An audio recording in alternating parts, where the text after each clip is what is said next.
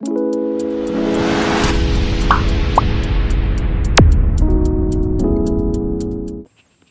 back to our Gwrlwi Solution channel for Santamon. Today जों class 9 नि माने थाखो 9 नि chapter number 6 खौ सावरायगोन माने नैबे जोंनिया chapter number 6 नि part number 4 जायगोन. So जोंनिया part number 1 2 3 आव जोङो introduction नि लोगोसे exercise 6.1 खौ जों सावरायजुबखाबाय. Today जोङो 6.1 नि सिगाङाव जा माखासे सोलोंनो गोनां बाथ्राफोर बा थार बुंथि बा गायखान्थि बेफोरखौ जों सावरायगोन नै पार्टआव इनिफ्राय बे नेक्स्ट पार्टआव 6.2 खौ जागायगोन 6.2 नि सिगाङाव दा जों मा बाथ्रा सोलोंनो दङ बेखौ दा नायनोसै फार्स्ट ए नाम्बाराव मा नुदों नोंथांमोना जे ए नाम्बाराव दङ मोखांसे खनाफोर माने बेखौ मा होनना बुङो जों इंलिशाव करेस्पन्डिं एंगल्स तो बेफोरो जोंना मोस्ट इम्पोर्टेन्ट बेफोर माबाफोरा मा होनदों वर्डफोरा मोस्ट इम्पोर्टेन्ट गोसोआव लाखिनो गोनां बाथ्रा आरो बे क्लास 10 आव जेब्ला नों मेथ्स हाबैगोन अब्लाबो बेफोर इम्पोर्टेन्टथार दा मोखांसे खनाफोरा नेव होदोंनियानाय बुकआव फरायबाबो मोनगोन अबियासलि दा नेव मा दङ एंगल 1 जों एंगल 5 जों जोंनिया मा होनना बुंदों मोखांसे खनाफोर तो दा नायदो एंगल खना 1 आ जोंनिया 2 खिना दङ 2 जों जोंनिया नैया 2 5 जों माने नै बायदि आरोना आं जुदि सेपारेटलि आखिना बुजायो मोखांसे खनाफोरा माबायदि जागोन जुदि दोंनि हांखोखौ जुदि मोनसे नैबायदि थोंगो हांखोआ जुदि जोंनिया बेबायदि दानसयोबा जोंना मोननै हांखोखौ अब्ला जोंना मोखांसे खना होनना बुंबा 2 जों बेजों 2 जों जायो 2 जों बेजों मा जागोन 2 जों आरो बेजों मोखांसे खना जागोन निया 1 आरो 5 ना नैबे 1 नैबे 5 इनफ्राय आरो नेक्स्ट मा दं निया 2 आरो 6 माने नैथिंनिया 2 निया नैथिंनिया 6 माने मा नैथिंनिदो बिथिंनिदो जालायबाय बार नैदो आरो बेजों मोखांसे खना बेजों आरो बेजों जाय आरो फरसान थांमोन बेजों आरो बेजों मोखांसे खना बेजों आरो बेजों मोखांसे खना तो बेफोरखौ गोसो लाखिबानो जाबाय ओमफ्राय 4 आरो 8 दोंनिया 4 आरो 8 दा 4 आ बहा दों नायदो नैबे 4 बिनिफ्राय नैबे 8 इबारनिया आरो नै साइडनि नै खावसेथिं लालायबाय नै बायदि आरोना इबारनिया मा खावसेथिं लालायखो दानिनिया जोंनिया साइडथिं लादोंमोन ना माने नेवनो बुजायनायमोन अब्लाबो आं एक्सट्रा आखिना बुजायबाय माने जोंनिया इबारनिया नै साइडथिं लादों बेजों नै मोनसेदों बे मोनसेदों जोंनिया मा खना जायो मोखांसे खना थिग बिदिनो जोंनिया 2 जों आरो 2 जों हमना लाबायना फरसान थांमोन तो दा नेव नायबानो नेव जोंनिया बरा डायग्राम आखिखाना होनाय दोङो दा बेनि उननिया जोंनिया मा उल्था मोखां इसिं खनाफोर दा उल्था मोखां इसिं खनाफोराबो नेया होनाय दोङो जोंनिया मा उल्था मोखां जोंनिया मोखांसे खनाफोरखौ इंलिश होनगोन करेस्पन्डिं एंगल्स बेखौबो इम्पोर्टेन्ट गोसो लाखि बे करेस्पन्डिं एंगल्स होनना बुंबा बेनिफ्राय उल्था मोखां इसिं खनाफोर होनना बुंबा जोंनिया मा होनगोन इंलिशाव अल्टारनेट इंटेरियर एंगल नैबेबो जोबोर इम्पोर्टेन्ट तो 4 आरो 6 जों जोंनिया अल्टारनेट इंटेरियर एंगल होनना बुंगोन माने उल्था मोखां इसिं खना माने नैबायदि आरोना नैबायदि आं कालारखौ चेन्ज खालामना बुजायनोसै बेखौ नैबायदि 2 जों बेजों जोंनिया 2 जों बेजों बेनिफ्राय 2 जों जोंनिया मा जागोन बेबो नैबे 1 जाबा नैबे 2 जायोबा जोंना 1 जों 2 जों मा जागोन उल्था मोखां इसिं खनानिया नेवदो मानो 4 आरो 6 निया नै 4 जों आरो नै 6 जों जोंनिया 2 जों बिदिनो जाहैबायना जोंनिया बेयो उल्था मोखां इसिं खना ओमफ्राय 3 जों 5 जों निया नै 3 जों नै 5 जों नै खनाजों बे खनाजों जोंनिया मा जागोन उल्था मोखां इसिं खना बेखौ गोसो लाखिबानो जाबाय बेफोरखौ इनि नेक्स्ट मा दङ जों उल्था मोखां बायजो खनाफोर माने जोंना उल्था मोखां दानिना इसिं खना मोनिबानो बायजो खनाफोर तो दा मा दङ नै 1 जों 7 जों नै 1 जों बिनिफ्राय नै 7 जों जोंनिया मा उल्था मोखां बायजो खनाफोर बेखौ गोसो नायबानो जाबाय निया 2 जों आरो 2 जों बेखिनाखौ उल्था मोखां नै मोनसे डायग्रामखौ बुङोबा 2 जों आरो 2 जों बिनिफ्राय 2 खनाथों उल्था मोखां बायजो खनाफोर बिनिफ्राय इसिं खनाफोरखौ हमबा 2 जों आरो बेजों बेनिफ्राय नेक्स्ट दङ उल्था मोखां इसिं बायजो खनाफोरखौ जोंनिया होनदों अल्टारनेट एक्सटेरियर एंगल माने इसिं खना नैबे माने बायजो खनाखौ मा होनगोन एक्सटेरियर एंगल दा बेनि उनावहाय दङ डी नाम्बाराव जोंनिया दानसग्रानि एखे फारसेथिं थानाय इसिं खनाफोर माने दानसग्रानि एखे फारसेथिं थानाय इसिं खनाफोर माने मा बुजायगोन जोंना सापस नै मोननै हांखोखौ जुदि नै मोनसे दोंसे हांखो दानोबा बे मा होनदों दानसग्रानि एखे फारसेथिं थानाय खना माने जोंनिया 4 आरो 5 निया नै 4 जों 5 जों माने एखे फारसेथिं माने बे फारसेथिं थानाय आरोना नैबे दा नैबे 4 नैबे 5 बेबायदि आरोना नै 4 जों 5 जों जोंनिया मा होनगोन बेखौ इंटेरियर एंगल्स साइड अफ द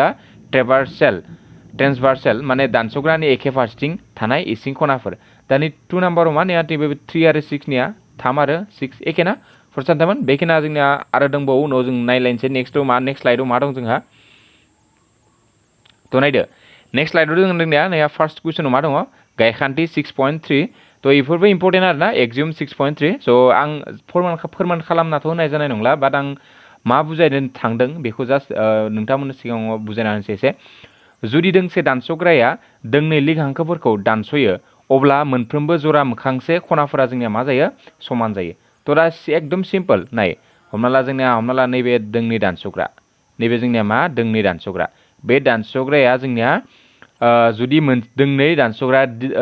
दोंसे दानस'ग्राया हमना ला नैबे एलआ जोंनिया दानस'ग्रा नैबे एल नैबे हमना ला एल नैबे दानस'ग्राया एल होनना हमबाय बेखौ जोङो बेनिफ्राय नैबेथ' एल जाबाय बिनिफ्राय नैसोर मोननैया जोंनिया नैबे हमना ला ए नैबे हमना ला ए नैबे हमना ला मा बि दा बे ए आरो बि हांखो मोननाया जोंनिया मा होनदों जोंनिया हमना ला एकर्डिं टु कुइसन मा दोंनिया दोंनै हांखोआ लिग माने बे मोननै ए आरो बिआ लिग आरो बिनिफ्राय दानस'ग्राया जोंनिया नै एलआ थ' अब्ला मा होनदों अब्ला मोनफ्रोमबो जरा मोखांसे खनाफोरा समान जायो माने जरा मोखांसे खना माने दानि बावैसो जों सोलोंदों फार्स्ट स्लाइडआव जोंनिया नैजों आरो नैजों समान जागोन नैबे दा 1 एंगल हमबा नैबे 2 एंगल हमबा जोंनिया नै रुल बायदि जों मा लिरनो हागोन एंगल 1 इक्वल टु मा जागोन एंगल 2 जोंनिया मा जायो बेबायदि जोंनिया समान जायो होननानै जोङो बे थारबुंथि गायखान्थि 6.3 निफ्राय जोङो बुंनो हायो जुदि इंलिशआव जोङो बुंबा if a transversal intersects two parallel lines then its pair of corresponding angles is equal बेनो आरोना नैखौनो बुजायदों बर'यैनो बुजायखाना होनाय जाबाय थ' एगेन जों नेक्स्टआव बुंनो थाङोबा गायखान्थि 6.4 आ नै 6.3 नि उल्था मा होनदों नाय जुदि दोंसे दानस'ग्राया दोंनै हांखोफोरखौ ओरैबायदि दानस'यो जाहाथे बिनि मोनसे मोखांसे खनाफोरा समान जायो नाय नैनिया मा होदों जोंनिया दानि फोरमान खालामदोंमोन नैबे लिग जायोबा नै ए आरो बिआ लिग जायोबा जोंना नै मोखांसे खनाफोराबो मा जायो समान जायो इबारनिया खिन्थु उल्था इबारनिया मा होदों जुदि मोखांसे खनाफोरा जोंनिया समान जायो अब्ला ए बिआ जोंनिया मा जायो लिग जायो माने नैनि टटेलि अपोजिट माने नैनि टटेलि नै गायखान्थि 6.4 आ 6.3 नि टटेलि अपोजिट माने माबायदि जुदि दोंसे दानस'ग्राया दोंनै हांखोफोरखौ ओरैबायदि दानस'यो जाहाथे जरा मोनसे मोखांसे खनाफोरा समान अब्ला दोंनै हांखोफोरा गावजों गाव मा जायो होनदों लिग जायो एखे आरोना जोंना ए आरो बिखौ लिग माला जागोन नै मोनसे गायखान्थि बायदि जोंना नै मोखांसे जरा खनाफोरा समान जायोबानो जोंनिया बेसोर मोननैया मा जागोन लिग जागोन थ' जोंनिया बेसोर मोननैयाबो जाबाय जोंनिया नेक्स्ट नायलायनोसै थ' दा जोंनिया थारबुंथि एबारनिया जाबाय थारबुंथि 6.2 नायदो थारबुंथि 6.2 मा दङ थियराम 6.2 जुदि दोंसे दानस'ग्राया दोंनै लिग हांखोफोरखौ दानस'यो माने दोंनै लिग हांखोफोरखौ दानस'दो आरोना हमना ला नैबे सापस नैसोर मोननैया लिग हांखो दै फरसान थांमोन दानिनि बायदिनो नैसोर मोननैया मा ए आरो बिखौ लिग होनना हमना होखादों हमना ला नैबे एलखौ होनलालायबो जोङो नैबे एल ओमफ्राय नै ए आरो बिआ जोंनिया मा लिग हांखो बिनिफ्राय नै एल हांखोआ बेखौ दानस'दों आरोना ओमफ्राय दानस'यो अब्ला मा जायो मोनफ्रोमबो जरा उल्था मोखां इसिं खनाफोरा जों समान जाया इबारनिया मा होनदों उल्था मोखां इसिं खनाफोराबो जोंनिया मा जायो होनदों समान जायो दानिनिया मामोन दानिया गायखान्थि 6.4 ना 3 आ मामोन जोंनिया उल्था जरा मोखांसे खनाफोर इबारनिया मा होनदों उल्था मोखां इसिं खनाफोर उल्था मोखां इसिं खना माने मा जागोन जोंनिया नैजों आरो माजों नैजों जोंनिया नै 1खौ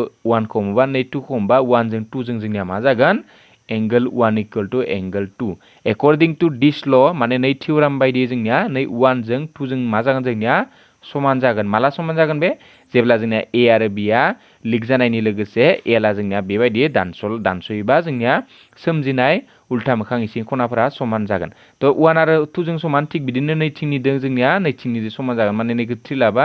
नै 4 जों जोंनिया मा जागोन 3 इक्वल टु मा जागोन 4 सानथाम बुजिबायना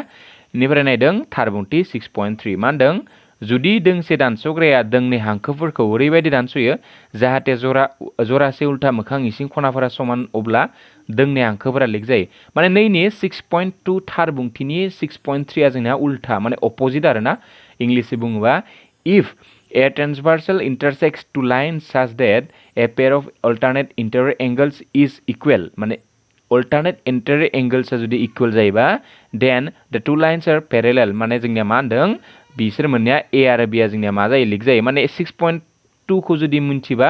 बिनि उल्था जोंनिया लिग जानानै जोंनिया मोखांसे इसिं खना उल्था मोखां इसिं खनाफोरा समान जायोमोन खिन्थु नैनिया जाबाय उल्था मोखां इसिं खनाफोरा समान जायोबा जोंनिया ए आरो बिआ लिग जायो बेबायदि आरोना थ' दा जों नेक्स्ट नायलायनोसै स्लाइडखौ थ' एबार नायदो थारबुंथि 6.4 थारबुंथि 6.4 मा दोङो जुदि मोनसे दानस'ग्राया दोंनै लिग हांखोफोरखौ एगेन आरोना सेम आं पिक्सार आखिनानै बुजिलायनोसै दा नैबे ए आरो नैबे मा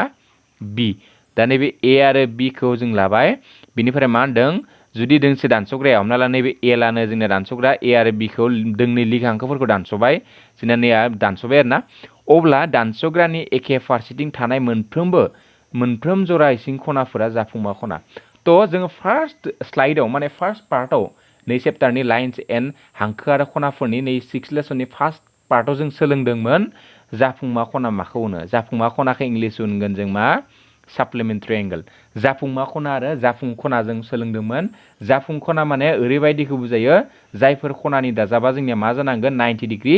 आरो साप्लिमेन्टारि बा जाफुंमा खना माने जोंनिया खनाफोरनि दाजाबा मा जानांगोन 180 डिग्री जायफोर खना मोननैनि दाजाबा जोंनिया 180 जागोन बेफोर मोननै खनाखौनो जों मा होनना बुंगोन जाफुंमा एबा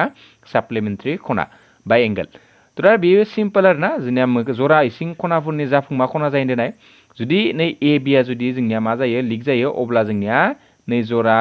मोखां जरा इसिं खनाफोर